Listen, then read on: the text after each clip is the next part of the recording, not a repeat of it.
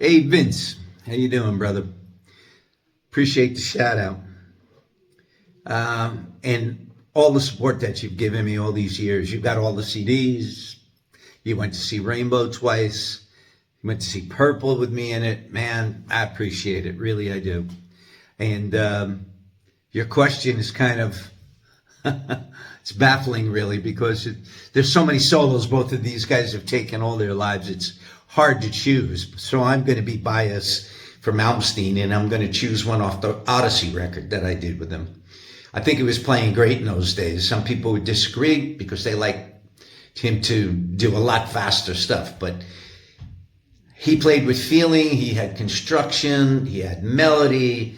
To me, there was a point to the solos. He plays a solo, then there's a middle eight comes in, then he plays after that even more forcefully and ends up beautifully. So I'm going to say Malmsteen, Dreamin' is the solo for me off the Odyssey record.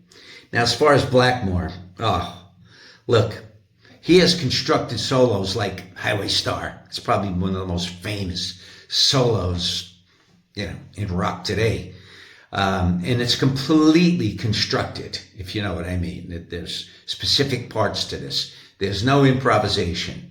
He improvises every night. Well, you saw him twice, so you understand. He never plays the same solo twice. He starts out sort of like where it should be, and then he just takes off on his own. But as far as I'm concerned, I think the solos that most appeal to me, because I believe in construction of a solo and continuity and feeling and melody, was on Street of Dreams and Stone Cold. Two great solos, iconic solos, solos you can sing. You understand? I can actually sing them in my head right now. I hear them. And that's memorable, dude. And when you can come up like that with any instrument, something that is going to stand on its own individually, for me, that's a great solo. Now, you can go into Eyes of Fire, you can go into Fire Dance, you can go into Death Alley Driver, you can go into Tearing Out My Heart, any of these. You can go back into Stargazer, you can go back into Man on Silver Mountain, whatever. You can go to Smoke on the Water for that matter. Some of his blues stuff, like Lazy, all that. I mean, but really, for me, it's structure and composition. This is what really gets me off. And I'm a guitar player. I started on guitar and I sang by accident, and here I am.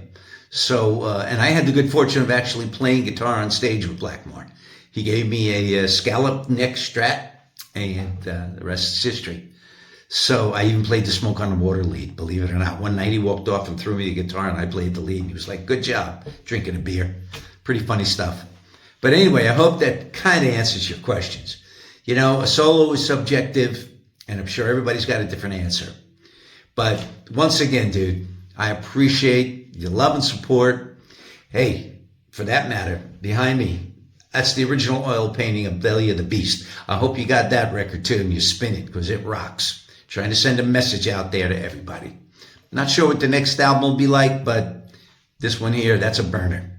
So thanks, Vince. Much appreciated. All the best to you in 2024, man, and hope to talk again. Later.